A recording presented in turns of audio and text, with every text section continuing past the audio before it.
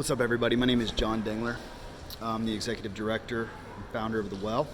When I was 17 years old, I was involved in a head-on car accident, went through the windshield and broke every single bone in my face. So this is all metal plating and fake teeth, and they put me back together like Humpty Dumpty, and then I dealt with pain and depression for years, and I started using drugs pretty substantially to kind of deal with the pain and depression, and then one night took a bunch of LSD, and in my hallucinations had this overwhelming religious experience that felt like I met God, and it gave just meaning and purpose to all of the pain and suffering that I had been through, which really felt like a calling to connect really with God and with the poor in particular. And so I started going out on the streets, and I remember one of the first encounters I met with this beautiful brother that was staying in an alley, and I showed up with some food and shared it with him and listened to his story as he ate.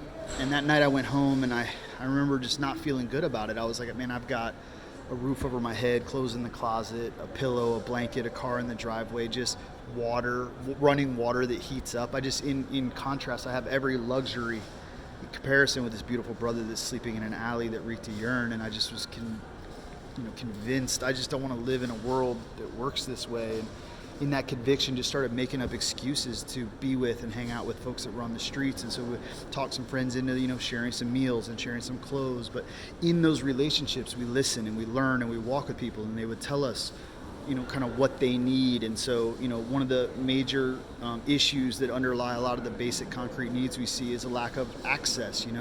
And so we developed Well Built Bikes, a nonprofit bike shop.